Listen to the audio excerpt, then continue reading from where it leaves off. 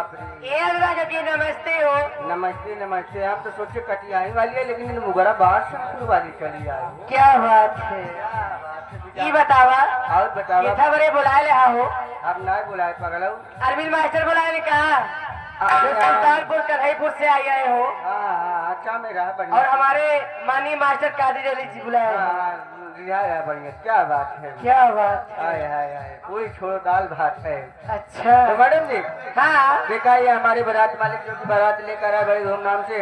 अच्छा और साथ ही साथ हमारी प्यारी प्यारी जनता जितने भी लोग हमारे बैठे हुए हैं। हाँ देखा जितने दिन बैठे नहीं लोग बहुत आए लेकिन इनके सब भरपूर सेवा करा ताकि नौ लोग ख्याल करें कि आई रही बादशाहपुर वाली विजयाधर मऊ वाली हमारे सबके सेवा का बढ़िया किया है। हाँ तो चलिए अब हाँ। एक छोटी सी गजल हो जाए अपने मास्टर जी सुना दे हो। हाँ हमारे मान ली वाजिद अली जी गुरु जी जो की स्वर्गवास हो गया उनका। हाँ उनकी गाई हुई एक छोटी सी गजल है आंखों से आंख न मिली है। अरे बात हमारे चचा जी बता रहे अपने अंगुलियों के जादू आपसे से। ना मिला यह कि राजा थक थक तीरे चली आई।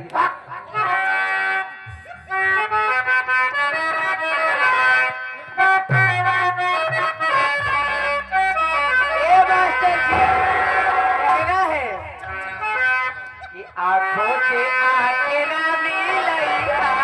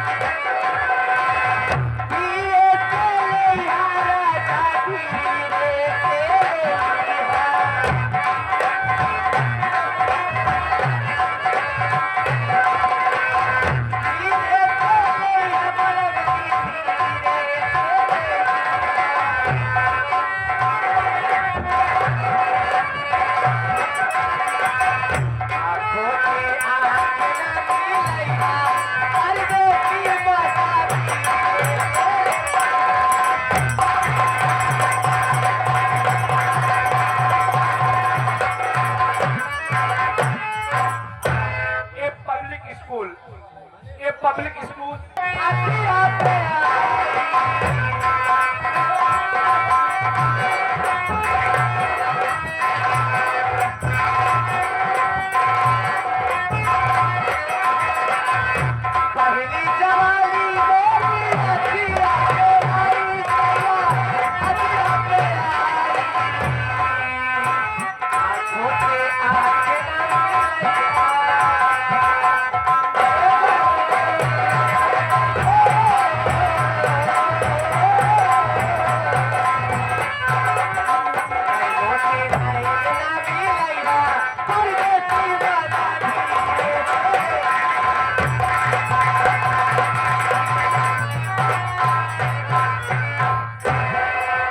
क्या बात है।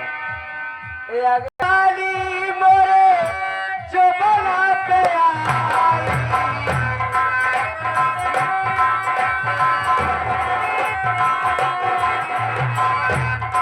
ये आगे हमारे मास्टर जी जिनकी तरफ से हमारे लिए 11 रुपये का पुरस्कार आया है भैया को प्रणाम करती हूँ।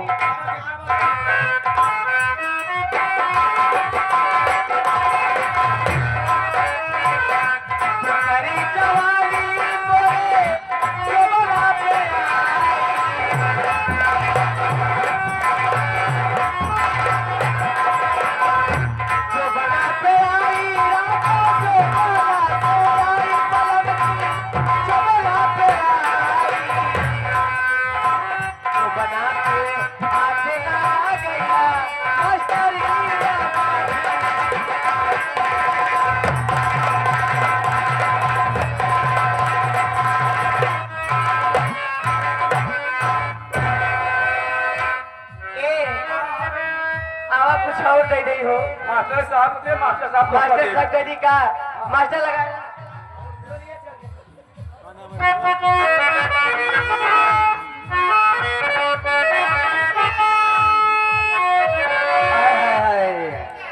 मास्टर साहब ये आ गए हमारे प्रमादरी मानस से हमारे Kullu and company. Kullu and company खाना मीठा के बहुत अच्छे कारीगर थे। सज्जन को किसी भी शुभ अवसर पे खाना मीठे बनवाना है उनसे संपर्क करे। जो कि भैया यहाँ पर जो भोजन बनाया गया था हमारे कुल्लू और राजकुमार भैया द्वारा, जो कि बहुत बढ़िया भोजन और खाना मीठा बनाया गया था। किसी भी शुभ अवसर पर एक बार सेवा का मौका अवश्य दे। जो कि बहुत बढ़िया भोजन बना थी, एक बार जगह दोबारा बनाए थे तो दोबारा क्यों बोले कोई नहीं करता है।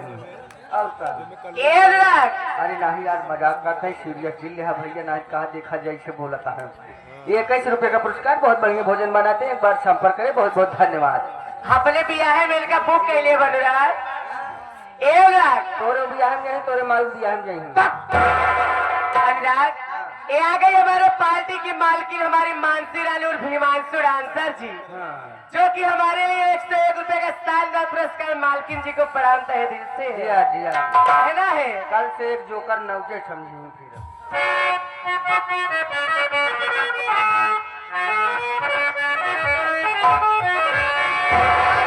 मास्टर जी मन कहा ऐसे सुल्तानपुर चली तो बैठ जाई हो। हाँ जा। अरे डोलिया चढ़ी के सखी भले गवलावा, ए डोलिया चढ़ी के सखी अरे भले गवलावा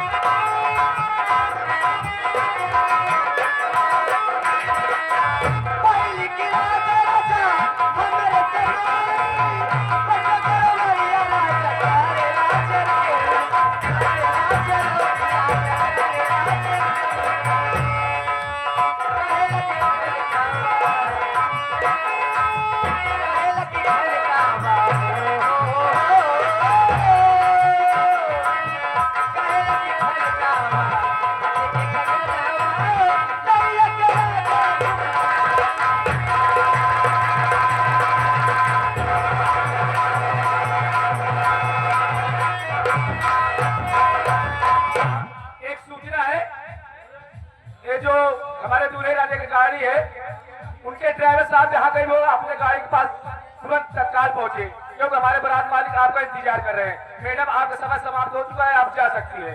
अच्छा आवे के भोजपुरी दे के जाते, लेकिन कैसे हो अरे चाहे बाजा वाली गोली मार के